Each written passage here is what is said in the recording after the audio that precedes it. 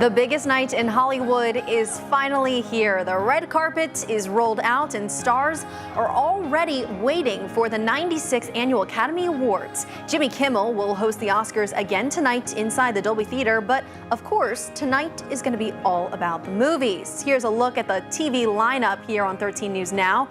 We've got you covered on all of your local news and weather before the awards start. ABC's red carpet coverage picks back up at 6:30 and the awards are going to start rolling out at 7 o'clock sharp. And stay right here after the Oscars for 13 News Now at 11.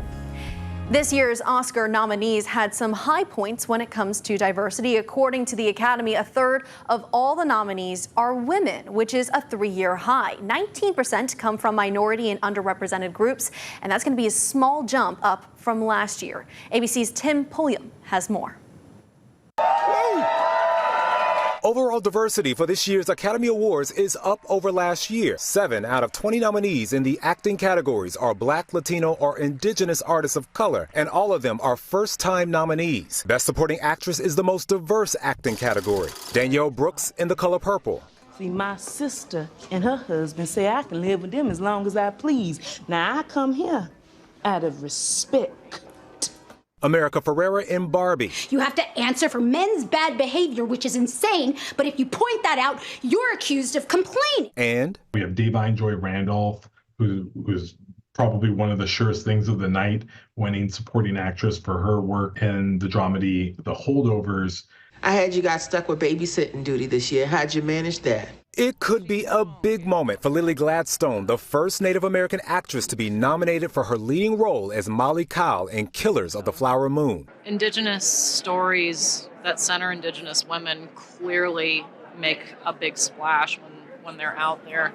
A historic milestone for Coleman Domingo and Jodie Foster, the first time 2 openly LGBTQ actors have been nominated for playing LGBTQ characters. Domingo with a nod for lead actor in Rustin, alongside fellow Black nominee Jeffrey Wright in American Fiction. Wright's co-star Sterling K. Brown receiving a nod for his supporting role. This is something I have to be in because it is expanding the breadth of Black stories.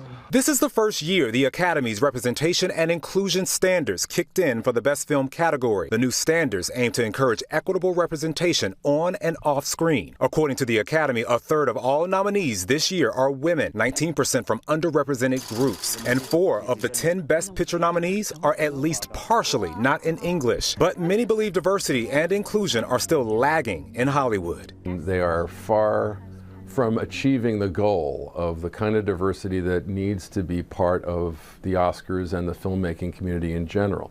More movies being made by more different types of people, more movies being celebrated at things like the Oscars. That's a long road still to go. Tim Pulliam, ABC News, Los Angeles. And of course, the 2 flicks with the most buzz are no surprise to anyone. Barbie and Oppenheimer opened in theaters on the same day, creating the cultural phenomenon Barbenheimer. They didn't exactly compete with each other in theaters, but now they face off in multiple Oscar categories. The pair competing for supporting actress spoke with ABC News.